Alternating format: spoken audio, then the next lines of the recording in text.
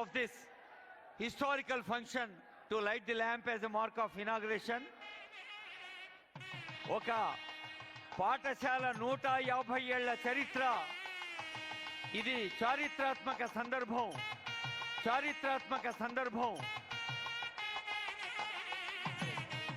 గౌరవనీయులైన ముఖ్యమంత్రి గారు స్వయంగా పాల్గొనటం, ఈ పాఠశాల విద్యార్థులు, మొగిలిగిద్ద గ్రామస్తులు, తల్లిదండ్రులు చేసుకున్న ఒక సౌభాగ్యంగా భావిస్తుంది వేదిక. అదిగో జ్ఞాన జ్యోతి వెలుగుతోంది. జ్యోతి సే జ్యోతి జగాతే చలో, జ్ఞాన్ కి గంగా బహాతే చలో.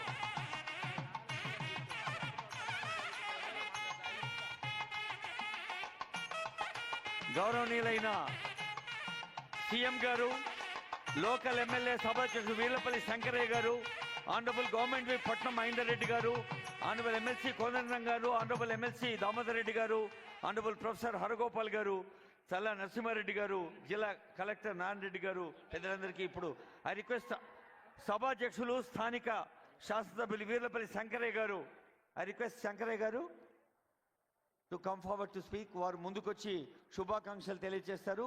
శ్రీ శంకరయ్య గారు.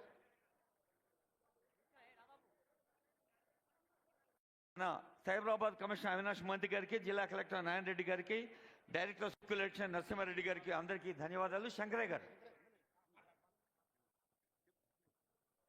ఈరోజు చాలా సంతోషం. విద్యకు అత్యంత ప్రాధాన్యత ఇవ్వడానికి చరిత్ర కలిగిన మోగులిద గ్రామం జిల్లా పరిషత్ పాఠశాల ఏర్పాటు చేసి 150 సంవత్సరాల వారోత్సవాల కార్యక్రమానికి విచ్చేసినటువంటి గౌరవ ముఖ్యమంత్రి వర్యులు రేవంత్ రెడ్డి అన్న గారికి, చీఫ్ విప్ మహేందర్ రెడ్డి అన్న గారికి, దామోదర్ రెడ్డి ఎమ్మెల్సీ గారికి, కోదండరామ సార్ గారికి, అరగోపాల్ సార్ గారికి, ఎక్స్ఎమ్మెల్యే ప్రతాపన్న కృష్ణన్న గారికి, వేదిక మీద ఉన్న పెద్దలందరికీ, ఇక్కడికి విచ్చేసినటువంటి పెద్దలందరికీ ధన్యవాదాలు, శుభాకాంక్షలు తెలియజేస్తా ఉన్నాం.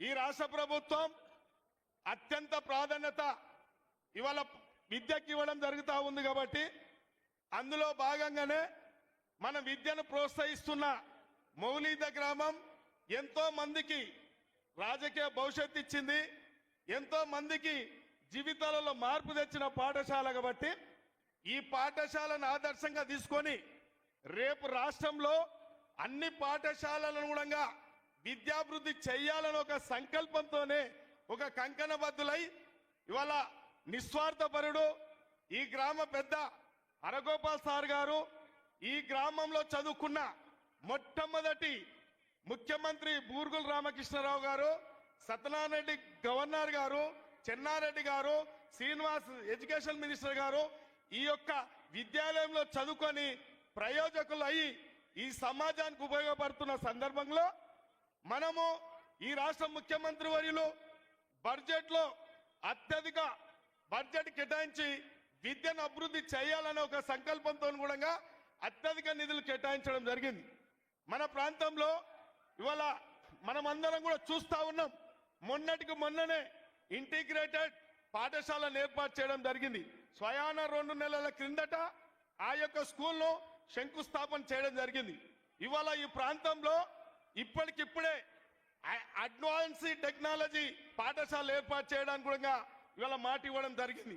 అదేవిధంగా మన ప్రాంతంలో గత ప్రభుత్వం పాలిటెక్నిక్ కాలేజ్ ఇవ్వడం జరిగింది.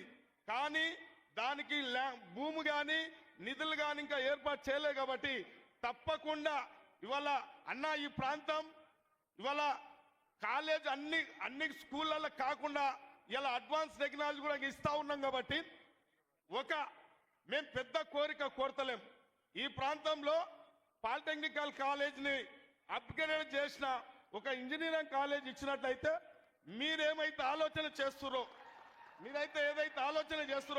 ఒక టెక్నాలజీ సైడ్ తీసుకుపోతా ఉన్నారు కాబట్టి తప్పకుండా మీరు ఆ యొక్క ఇంజనీరింగ్ కాలేజ్ ఇచ్చినట్లయితే ఈ ప్రాంతము విద్యార్థులందరూ కూడా బాగా ప్రయోజకులుగా తీర్చిదిద్దడానికి మా వంతు ప్రయత్నం చేస్తాం కాబట్టి ఇంకా విషయాలు ఎన్నో మాట్లాడవలసి ఉంది కాబట్టి తప్పకుండా అన్ని నిధులు మాకు ఇస్తారని చెప్పి కొంత సమయం లేనందున నన్ను ఆశ్రయిస్తా ఉన్నారు కాబట్టి దయచేసి ఈ కార్యక్రమానికి ఇచ్చేసిన ప్రతి ఒక్కరికి ధన్యవాదాలు, శుభాకాంక్షలు. Thank you sir. ప్రియతమ ముఖ్యమంత్రి రేవంత్ రెడ్డి గారు అనేక సభల్లో పాల్గొంటారు, లక్షలాది మంది ప్రజలను అడ్రస్ చేస్తారు. అన్ని సభలు వేరు, ఈ సభ వేరు. ఒక బడి 150 ఏళ్ల పండుగ జరుపుకోవటం అనేది ఒక చారిత్రాత్మకం. బహుశా ఆనరబుల్ సీఎం కూడా ఒకసారి డౌన్ ద మెమరీ లేన్, బార్ బార్ ఆతీ హై ముజ్కో మధుర్ యాద్ బచ్పన్ మేరీ అని కొండారెడ్డిపల్లెకి వెళ్ళిపోయి ఉంటారు, బాల్యంలోకి వెళ్ళిపోయి ఉంటారు, వంగూరులోకి వెళ్ళిపోయి ఉంటారు. తన విద్యార్థి దశ గుర్తొస్తుంది. మరి ఈ సందర్భంలో ఇంత అద్భుతమైన సందర్భాన్ని మనకు మధుర జ్ఞాపకంగా ఇచ్చిన ఆనరబుల్ సీఎం గారికి గట్టిగా చప్పట్లు కొట్టి స్వాగతం పలుకుదాం.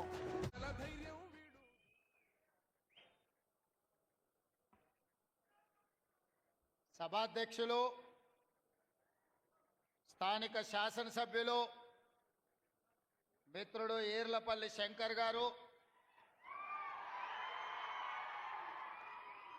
కార్యక్రమంలో నాతో పాటు ముఖ్య అతిథులుగా పాల్గొన్న పెద్దలు మాజీ మంత్రివర్యులు శాసన మండలి చీఫ్ విప్ మహేందర్ రెడ్డి గారు, ప్రొఫెసర్ కోదండరామ్ గారు, మీ బిడ్డ మీ గౌరవం ప్రొఫెసర్ హరగోపాల్ గారు, అదేవిధంగా మాజీ శాసనసభ్యులు ప్రతాప్ రెడ్డి గారు, భీష్మదేవ్ గారు, వేదిక మీద ఉన్న పెద్దలందరూ, సైబరాబాద్ కమిషనర్ గారు, రంగారెడ్డి జిల్లా కలెక్టర్ గారు, జిల్లా స్థాయి నాయకులు, మండల స్థాయి నాయకులు, ప్రాణ సమానులైన కాంగ్రెస్ పార్టీ కార్యకర్తలందరికీ కూడా మనస్ఫూర్తిగా ధన్యవాదాలు, కృతజ్ఞతలు తెలియజేస్తున్నా. 3-4 రోజుల క్రితమే నిర్ణయం అయిన మొగిలిగిద్ద గ్రామ ప్రతిష్ట తెలంగాణ రాష్ట్రానికే ఒక్క గౌరవాన్ని తెచ్చిపెట్టిన 150 సంవత్సరాలు పూర్తి చేసుకుంటున్న పాఠశాల. ఏ పాఠశాలలైతే హైదరాబాద్ సంస్థానం ప్రజాపాలనలకు వచ్చిన తర్వాత మొట్టమొదటి ముఖ్యమంత్రిని అందించిందో, పరిపాలనలోనే మార్పులు తీసుకురాగలిగిన శక్తి సామర్థ్యాలు ఉన్న బూర్గుల రామకృష్ణారావు గారిని, రాజకీయ దురంధరుడు, ఎవరు పేరు చెప్పినా రాష్ట్ర జాతీయ రాజకీయాలలో ఎప్పటికీ వన్నెదగ్గని మర్రి చెన్నారెడ్డి గారిని, ఉత్తరప్రదేశ్ గవర్నర్గా పనిచేసిన పెద్దలు సోషలిస్టు నాయకుడు సత్యనారాయణ రెడ్డి గారిని, అదేవిధంగా గతంలో విద్యాశాఖ మంత్రిగా పనిచేసిన శ్రీనివాసరావు గారిని, ఈరోజు వేదిక మీద ఉన్న పౌరుల యొక్క హక్కులకు భంగం కలిగినప్పుడు ఎక్కడికైనా నిర్భయంగా అక్కడికి వెళ్ళి ఆ ప్రజలకు జరుగుతున్న అన్యాయాలను ప్రపంచం దృష్టికి తీసుకొచ్చి పాలకులకు ఇష్టం ఉన్నా లేకపోయినా ప్రజల యొక్క హక్కుల కోసం కొట్లాడే పెద్దలు హరగోపాల్ గారికి, వీళ్ళందరినీ కూడా ఈరోజు ఈ కార్యక్రమానికి ఆహ్వానించి ఇంత పెద్ద కార్యక్రమాన్ని ఏర్పాటు చేసినందుకు మిమ్మల్ని అందరినీ మనస్ఫూర్తిగా అభినందిస్తున్నా. మిత్రులారా, పాలమూరు బిడ్డగా తెలంగాణ రాష్ట్ర 2వ ముఖ్యమంత్రిగా ఈరోజు 150 సంవత్సరాలు పూర్తి చేసుకున్న మొగిలిగిద్ద పాఠశాలను ఆధునీకరించడానికి ఈ కార్యక్రమంలో పాల్గొనడం ఇది నాకు ఒక గొప్ప గౌరవం అని చెప్పి నేను ఈ సందర్భంగా తెలియజేస్తున్నా. ఆనాడు నిజాం పాలనలో ఉర్దూలో ప్రారంభమైన ఈ పాఠశాల ఈరోజు ఈ స్థాయిలోకి రావడం, ఈ గ్రామం ఆదర్శంగా నిలబడాలన్న ఆలోచనతో ఇక్కడ పాఠశాలలతో పాటు జూనియర్ కాలేజ్తో పాటు ఈరోజు అడ్వాన్స్ టెక్నాలజీ సెంటర్లను అందించి పాఠశాలకు ఒక 10 కోట్ల రూపాయలు, మొగిలిగిద్ద గ్రామం కోసం సీసీ రోడ్ల కోసం 5 కోట్ల రూపాయలు, అదే విధంగా లైబ్రరీ కోసం, గ్రామ పంచాయతీ బిల్డింగ్ కోసం 1 కోటి రూపాయలు, అదే విధంగా మైనారిటీ షాదీఖాన కోసం మా మిత్రుడు ఈర్లపల్లి శంకర్ గారు అడిగినరు. తప్పకుండా వాటిని కూడా మంజూరు చేసి మొగిలిగిద్ద గ్రామాన్ని అభివృద్ధి చేసే బాధ్యత ఈరోజు తెలంగాణ రాష్ట్ర ప్రభుత్వం తీసుకుంటుంది. విద్యకు సంబంధించి ప్రభుత్వం చేపడుతున్న కార్యక్రమాలను ఇంతకుముందే పాఠశాలలో విద్యార్థులతో నేను పంచుకోవడం జరిగింది. నేను ఒకే మాట చెప్పదలుచుకున్నా. తెలంగాణ రాష్ట్ర ప్రభుత్వానికి గత 10 సంవత్సరాల పరిపాలనలో విద్యాశాఖను నిర్లక్ష్యం చేసి నిర్వీర్యం చేసి వేలాది సింగిల్ టీచర్ పాఠశాలలను తండాలలో గూడాలలో మారుమూల పల్లెల్లో మూసివేయడం జరిగింది. యూనివర్సిటీ వైస్ ఛాన్సలర్లు కానీ అధ్యాపకులను కానీ ప్రొఫెసర్లను కానీ అసోసియేట్ అసిస్టెంట్ ప్రొఫెసర్లను కానీ నియమించకపోవడం వల్ల ఈరోజు కాకతీయ ఉస్మానియా లాంటి యూనివర్సిటీలు ప్రతిష్ట కోల్పోయి ఈరోజు విద్యకు పేదలు దూరమయ్యే పరిస్థితి వచ్చింది. అందుకే మన ప్రభుత్వం ప్రజాపాలన వచ్చినెంబడే విద్య మీద పెట్టేది ఖర్చు కాదు, విద్య మీద పెట్టేది పెట్టుబడి ఈ దేశ భవిష్యత్తు తరగతి గదుల్లోనే ఉంది. అందుకే రాష్ట్ర ప్రభుత్వం బడ్జెట్ని 7% 21,000 కోట్ల రూపాయలను విద్యాశాఖకు కేటాయించి ఆ విద్యాశాఖను ముఖ్యమంత్రి అయిన నా దగ్గరనే పెట్టుకొని విద్యను పెంచాలి, విద్యను పేదలకు అందించాలనే లక్ష్యంతో ఈరోజు ప్రభుత్వం చేస్తుంది. ఇదే కాదు, 10 సంవత్సరాలు టీచర్ల బదిలీలు జరగలేదు, 20 సంవత్సరాలు టీచర్లకు ప్రమోషన్లు ఇవ్వలేదు, దాదాపుగా 10 ఏళ్ళు డిఎస్సి నోటిఫికేషన్ ఇవ్వక ఒక్క నూతనంగా కూడా టీచర్లను నియమించలేదు. అందుకే మా ప్రభుత్వం వచ్చిన మొదటి సంవత్సరంలోనే 21,000 మంది టీచర్లకు ప్రమోషన్లు ఇవ్వడమే కాదు 35,000 మంది టీచర్ల బదిలీలు చేసి ప్రతి ప్రాంతానికి ఈరోజు టీచర్లను అందించే ప్రయత్నమే చేసినాం. ఇదే కాదు, మా అధికారుల కృషి వల్ల 10 సంవత్సరాలు నియామకాలు జరగని డిఎస్సి టీచర్ల నియామకం 55 రోజుల్లో 11,000 మంది టీచర్లను ఎల్బీ స్టేడియంకి పిలిచి వాళ్లకు నియామక పత్రాలు అందించి 11,000 మంది నూతన టీచర్లను అందించడం ద్వారా తండాలలో గూడాలలో ఉండే పాఠశాలలను తిరిగి ప్రారంభించే ప్రయత్నం చేసినాం.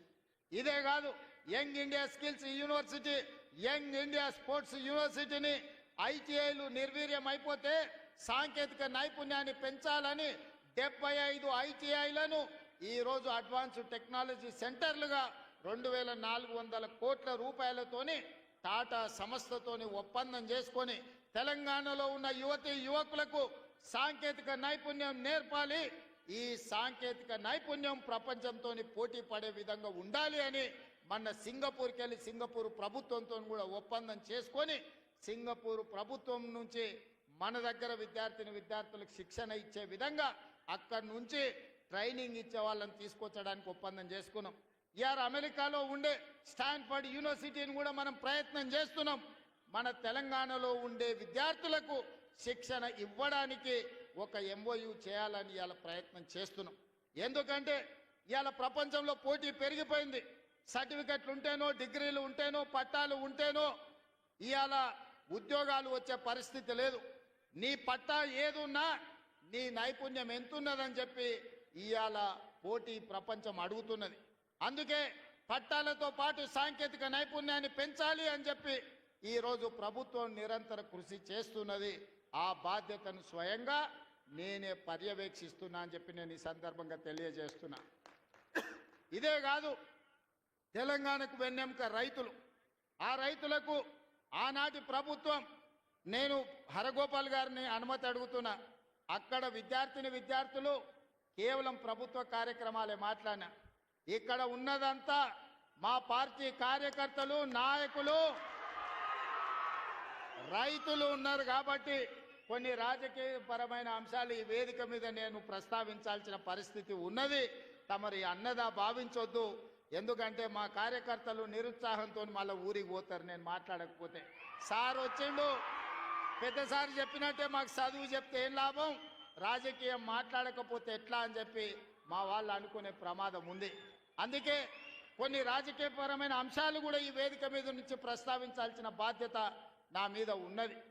ఆయన ఆనాడు 70,000 కోట్లతోని 2014 జూన్ 2 నాడు మనం రాష్ట్రాన్ని వారికి అప్పచెప్తే 16,000 కోట్ల రూపాయల మిగులు బడ్జెట్తోని ధనిక రాష్ట్రంగా వారికి అప్పచెప్తే 10 ఏళ్లు తిరిగే లోపల 7 లక్షల కోట్ల రూపాయల అప్పులు చేసి ధనిక రాష్ట్రాన్ని దివాలా రాష్ట్రంగా చేసి చివరికి రైతు బంధు పథకాన్ని కూడా ఇవ్వకుండా ఎన్నికలను అడ్డం పెట్టుకొని పారిపోతే నేను ముఖ్యమంత్రిగా బాధ్యత చేపట్టిన ఎంబడే ఆయన గారు ఎగ్గొట్టిన రైతు భరోసా పథకంలో 7,625 కోట్ల రూపాయలు 3 నెలల్లోనే 72 లక్షల రైతుల ఖాతాలో వేసి ఎగ్గొట్టి పారిపోయిన ఆయన కాదు. ఇప్పుడు బాధ్యత తీసుకున్న మీ సోదరుడు మీ రైతు భరోసా పథకాన్ని అమలు చేస్తా అని ముఖ్యమంత్రిగా అధికారం చేపట్టిన 3 నెలల్లోనే రైతు భరోసా పథకం రైతు ఖాతాలో వేసిన. ఇదే కాదు, ఆనాడు 2014లో ₹1,00,000 రుణమాఫీ అన్నాడు. ఆ తర్వాత 4 విత్తనాలు అన్నాడు. అసలు మిత్తి ఆయన ఆ ఖాతాలో వేసి 5 ఏళ్లకు ఆయన ఇచ్చిందంత మిత్తికే సరిపోయింది. అసలు అట్లనే రైతుల నెత్తి మీద మిగిలిపోయింది. మళ్ళీ 2018లో అదే మాట ఇచ్చిండు. అప్పుడేదో చెప్పినా సోయి లేక ఇప్పుడు మళ్ళా ₹1,00,000 హామీ ఇస్తున్నా, మళ్ళీ మీకు చేస్తాను. అధికారంలోకి వచ్చిన ఎంబడే మళ్ళా పాడిందే పాడరా పాసుపండ్ల దాసరి అన్నట్టు మళ్ళీ 4 విడతలు అన్నాడు. నట్టేట ముంచెండు. చివరికి ఆయన 2014 నుంచి 2023 డిసెంబర్ వరకు ఆయన రైతు రుణమాఫీ చేసింది 18,000 కోట్ల రూపాయలే. 2018 నుంచి 23 వరకు 11,000 కోట్ల రూపాయలు రైతుల ఖాతాలో వేస్తే అందులో 8,500 కోట్ల రూపాయలు మిత్తికే సరిపోయినాయి. ఆయన చేసిన రైతు రుణమాఫీ నికరంగా 3,000 కోట్ల రూపాయలే. కానీ మీ సోదరుడిగా, మీ బిడ్డగా, పాలమూరు బిడ్డగా, నల్లమల్ల అడవులో నుంచి వచ్చిన నేను ఒక రైతు బిడ్డగా 2 లక్షల రూపాయల రైతు రుణమాఫీ చేస్తా అని సరిగ్గా 60 రోజుల్లో 25,50,000 మంది రైతులకు 21,000 కోట్ల రూపాయలు 2 లక్షలు రుణమాఫీ చేసి ఇచ్చిన మాట నిలబెట్టుకొని మాట తప్పని మడమ తిప్పని పార్టీగా ఈరోజు 25,50,000 మంది రైతులకు 21,000 కోట్ల రూపాయల రైతు రుణమాఫీ చేసినాం. ఇవాళ రైతు రుణమాఫీ చేయలేదంటున్నాడు. నేను సూటిగా సవాలు విసురుతున్న చంద్రశేఖరరావు గారికి వేదిక మీద నుంచి, ఫామ్ హౌస్ లో ఉండి వచ్చిన వాళ్ళకి జోలి చెప్పుడు కాదు, అసెంబ్లీకి రా, లెక్కలు చెప్తా. ఏ ఊర్లో, ఏ తండాలో, ఏ గూడెంలో ఏ రైతుకి ఎంత రుణమాఫీ చేసినో 25,50,000 మంది రైతుల వివరాలు శాసనసభలో పెడతా. 21,000 కోట్ల రూపాయలు ఎవరి ఖాతాలో వేసినో నేను లెక్క చెప్తా. నీకు చిత్తశుద్ధి, నీకు నిజాయితీ ఉంటే రా, వచ్చే అసెంబ్లీలో నువ్వు మాట్లాడు, అడుగు. అదేవిధంగా ఆనాడు నువ్వు 5,000 రూపాయలు సంవత్సరానికి రైతు బంధు కింద 10,000 ఇస్తే నేను ఎన్నికల్లో 15,000 ఇస్తా అని చెప్పిన. కానీ ఏ రోజు కూడా చంద్రశేఖరరావు గారు మనం అప్పుల్లో లేము, మనం ధనిక రాష్ట్రం, మన దగ్గర సంచుల కొద్దీ గుమ్మీల కొద్దీ రూపాయలు ఉన్నాయని అబద్ధాలు చెప్పిండు. వచ్చి చూస్తే గుమ్మీలు ఖాళీలు ఉన్నాయి. గుమ్మి కింద పందికొక్కులాగా కేసీఆర్ కుటుంబం మొత్తం తిని కూసున్నది. అయినా అధైర్యపడకుండా 15,000 బదులు ఆనాడు నువ్వు ఇచ్చిన 10,000 ఎగ్గొట్టిన 10,000 కాకుండా ఇవాళ 12,000 రూపాయలు సంవత్సరానికి రైతులకు ఇవ్వాలని రైతు భరోసా కార్యక్రమాన్ని జనవరి 26 తారీఖు నాడు ప్రారంభించుకున్నాం. మార్చి 31 లోపల ప్రతి ఎకరాకు వ్యవసాయ యోగ్యమైన భూమికి ఎకరాకు 6,000 చొప్పున మీ ఖాతాలో వేసే పూచి నాది అని నేను ఈ వేదిక మీద నుంచి చెప్పదలుచుకున్నా. ఆయన అంటుండు ఎగ్గొడతారని. నేను నీలాక మాట చెప్పి ఎగ్గొట్టేటోని కాదు. దళితులకు 3 ఎకరాలని ఎగ్గొట్టినావు, దళిత ముఖ్యమంత్రి అని ఎగ్గొట్టినావు, డబల్ బెడ్రూమ్ ఇండ్లు అని ఎగ్గొట్టినావు. ఇట్లా చెప్పుకుంటూ వెళ్తే 100 మాటలు ఇచ్చి ఎగ్గొట్టిన చరిత్ర నీది, పంగనామాలు పెట్టిన చరిత్ర నీది. చంద్రశేఖరరావు 10 ఏళ్ళు పరిపాలన చేసి ప్రజల దగ్గరకు పోతే డిసెంబర్లో అధికారం కోల్పోయినావు, జూన్లో డిపాజిట్లు కోల్పోయినావు పార్లమెంట్లో. ఇప్పుడు మెదడు కూడా కోల్పోయినట్టే ఉన్నాడు ఆయన పెద్ద మనిషి ఫామ్ హౌస్లో పండుకొని. డిసెంబర్లో ఆయన అన్నీ చెప్పిండు. ఆయన గుడిలు దర్గాలకు దస్తీలు కప్పిండు, గుడిలకు పోయి దండాలు పెట్టిండు. పెట్టిన తెలంగాణ ప్రజలు 10 ఏళ్ళు పెట్టిన ఆయన అరగోసకు ఇవాళ ఆయన గుణపాఠం చెప్పి ప్రభుత్వాన్ని దించిండు. అట్లే అబద్ధాలు చెప్తే పార్లమెంట్లో గుండు 0 ఇచ్చిండ్రు, ఆయన గాడిద గుడ్డి ఇచ్చిండ్రు. అయినా బుద్ధి మారలే. 14 నెలల నుంచి అంట ఆయన ఫామ్ హౌస్లో వండుకొని గంభీరంగా చూస్తున్నాడు. ఎవరిని చూస్తున్నావా గంభీరంగా? అచ్చోసిన ఆంబోతులాక నీ కొడుకును అల్లుని ఊరు మీద వదిలినావు. మైసమ్మ మన ఏంది జాంగిర్పీర్ల దర్గాకు వదిలిన మేకపోతులాక ఊరు మీద పడి మేస్తా ఉన్నారు నీ కొడుకు నీ అల్లుడు. మన జాంగిర్పీర్ల దర్గా కోసుకుంటాం కదా మనం, అట్లా జాంగిర్పీర్ల దర్గాను కూడా మోసం చేసిన 100 కోట్లు ఇస్తాను మా శంకర్ చెప్తున్నాడు. ఇవాళ రాజన్న సిరిసిల్ల ఆలయానికి 100 కోట్లు ఇస్తాను, ఆ దేవుణ్ణి మోసం చేసినాం. ఈడ దర్గాను మోసం చేసినాం. పాలమూరులో ప్రాజెక్టులు కడతా అని, పాలమూరు రంగారెడ్డి ఎత్తిపోతలు పూర్తి చేస్తా అని కల్వకుర్తి, భీమా, నెట్టంపాడు, కోయిల్ సాగరు, జూరాల, ఆర్జీఎస్, తుమ్మిళ్ళ ప్రాజెక్టులను కడతా అని చెప్పి పాలమూరుకు మాట ఇచ్చి పాలమూరుని ఎండబెట్టి ఎగవేసిన దుర్మార్గుడివి నువ్వు ఈరోజు సంవత్సరం పూర్తి కాకముందే మా మీద వడేడుస్తురట. ఆయన కోసం ఎదురు చూస్తురట. ప్రజలందరూ బాధపడుతురట. అయ్యా చంద్రశేఖరరావు గారు, 4 కోట్ల ప్రజలు ఎవ్వరు బాధపడతలేరు. రైతులకు రైతు భరోసా వచ్చింది, రైతులకు రైతు రుణమాఫీ జరిగింది, విద్యార్థులకు ఫీజు రియంబర్స్మెంట్ ఇచ్చినాం, రాజీవ్ ఆరోగ్యశ్రీ 10 లక్షలకు పెంచినాం, పేదలకు ఇండ్లల్లా 200 యూనిట్లు ఉచిత కరెంట్ ఇచ్చినాం, ఆడబిడ్డలకు 500 రూపాయలకే సిలిండర్ ఇచ్చినాం. అదేవిధంగా ఆడబిడ్డలకు ఆర్టీసీలో ఉచితంగా బస్సు ప్రయాణం ఇచ్చినాం. 120 కోట్ల మంది ఆడబిడ్డలు ఈరోజు తెలంగాణ రాష్ట్రంలో ఉచిత బస్సు ప్రయాణం చేస్తున్నారు. దానికి 4,000 కోట్ల రూపాయలు ఖర్చు పెట్టినాం. ఇవాళ 10,000 కోట్ల రూపాయలు రాబోయే మార్చి 31 లోపల రైతు భరోసా పథకం కింద పేదల ఖాతాలో వేస్తాం. ఉపాధి హామీ కూలీలకు కూడా ఇవాళ ప్రతి కుటుంబానికి 12,000 రూపాయలు ఇచ్చినాం. ఇదే కాదు, తెలంగాణ సమాజానికి నిరుద్యోగ సమస్య, అలాంటి నిరుద్యోగ సమస్యను పరిష్కరించడానికి మొదటి సంవత్సరంలోనే 55,143 ప్రభుత్వ ఉద్యోగాలు ఇచ్చి దేశంలోనే చరిత్ర సృష్టించిన రాష్ట్రం తెలంగాణ రాష్ట్రం. నువ్వు 10 ఏళ్ళు ఇవ్వలేని ఉద్యోగాలు మొదటి సంవత్సరంలోనే 55,143 ఉద్యోగాలు ఇచ్చిన చరిత్ర మాది. వీటన్నిటి మీద నీకు చిత్తశుద్ధి ఉంటే, నీ నాయకత్వం మీద నీకు నమ్మకం ఉంటే నువ్వు రా అసెంబ్లీలో. ఈ వివరాలన్నీ అసెంబ్లీలో పెడతా, చర్చ చేద్దాం. ఆయన కొడితేనంట బలంగా కొడతాడంట, సరిగ్గా నిలబడేది నేర్చుకోని ఆయన కట్టె లేకుండా. నీ పరిస్థితి ఎట్లుందో తెలంగాణ సమాజానికి తెలియదా? నువ్వు తూగుతున్నవా, సోగుతున్నవా, నువ్వు నిలబడగలిగే పరిస్థితిలో ఉన్నవా? ఆయన బలంగా కొడతాడంట, ఆయన లేచి వస్తాడంట. సోషల్ మీడియాలో నాకు ఆయనకు పోటీ పెడితేనంట ఆయనకు లైక్లు ఎక్కువ వచ్చినాయంట. టిక్ టాక్లో 10 ఏళ్ళు ముఖ్యమంత్రి చేసినోడు, కేంద్ర మంత్రి చేసినోడు ఇవాళ టిక్ టాక్లో కేసీఆర్కు రేవంత్ రెడ్డికి పోటీ పెడితే ఆయనకు లైక్లు ఎక్కువ వచ్చినాయంటే నాకు తక్కువ వచ్చినాయంటే ఇవాళ వాళ్ళ కార్యకర్తలతో మాట్లాడుతున్నాను. నేను అడగదలుచుకున్నా, ఆ మధ్యలో బాలీవుడ్లో కూడా సల్మాన్ ఖాన్కు, రాఖీ సావంత్ కూడా టిక్ టాక్లో పెడితే రాఖీ సావంత్కి ఎక్కువ లైకులు వచ్చినాయి. అంత మాత్రాన ఆమె సల్మాన్ ఖాన్ కంటే గొప్ప నటుడు నటురాలు అనేవారని అనుకుంటారా? ఇవాళ చివరికి ప్రజలు తిరస్కరించి ప్రజలు డిపాజిట్లు జప్తు చేస్తే ముఖం జల్లక ఫామ్ హౌస్లో వండుకున్న చంద్రశేఖరరావు సోషల్ మీడియా టిక్ టాక్లో నాకు లైక్లు వచ్చినాయని చెప్పుకునే పరిస్థితికి వచ్చిందంటే ఆయన మానసిక పరిస్థితి ఎట్లుందో తెలంగాణ సమాజం అర్థం చేసుకుంటుంది. పెద్ద మనిషి ఆయన వయసులో, నేనేం కాదంటలేను. ఆయన పిల్లలు యమకింకర్లాగా తయారై ఊరి మీద పడి మేస్తున్నారు. ఫస్ట్ నీ కొడుకుని అల్లుని కంట్రోల్లో పెట్టు చంద్రశేఖరరావు. నువ్వు రా సభకు 5 తారీఖు నాడో 6 తారీఖు నాడో స్పీకర్ గారు అనుమతి తీసుకొని ఏబిసిడి వర్గీకరణ మీద మా మాదిగ సోదరుల 35 ఏళ్ల పోరాటం, అదేవిధంగా 100 సంవత్సరాలు బ్రిటిషర్స్ ఉన్నప్పుడు కులగణన చేసిరు. 100 ఏళ్ల వరకు బలైన వర్గాలు ఎంతమంది ఉన్నారో వాళ్ళ లెక్క వాళ్ళకే తెలియదు.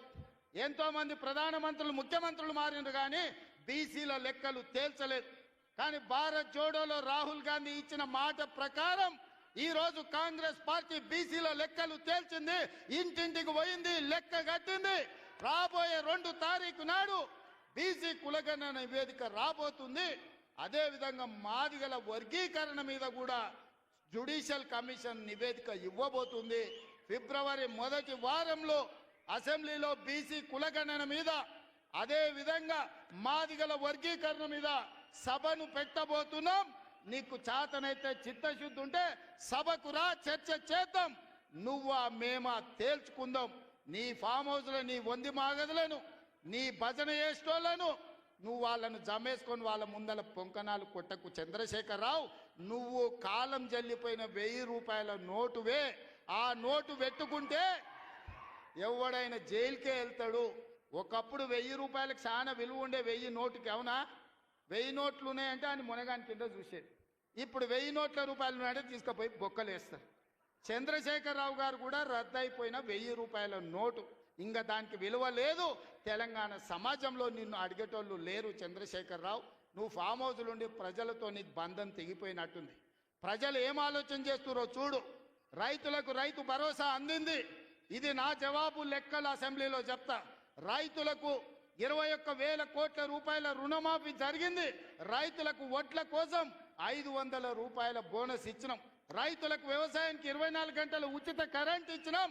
రైతులకు 200 యూనిట్లు ఇంట్లో ఇవాళ ఉచితంగా ఇస్తున్నాం.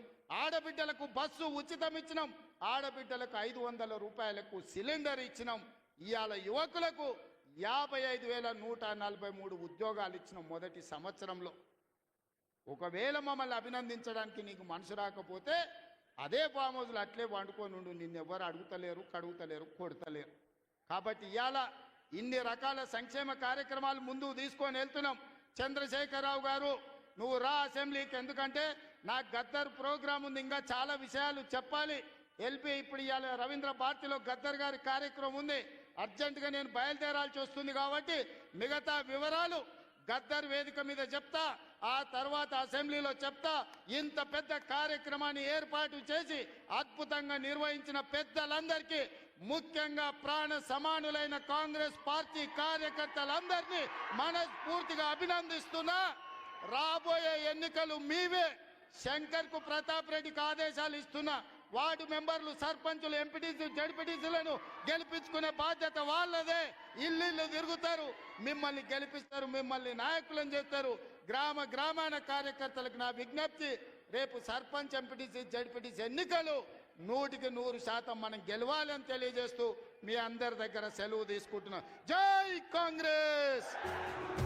గట్టిగా జై కాంగ్రెస్!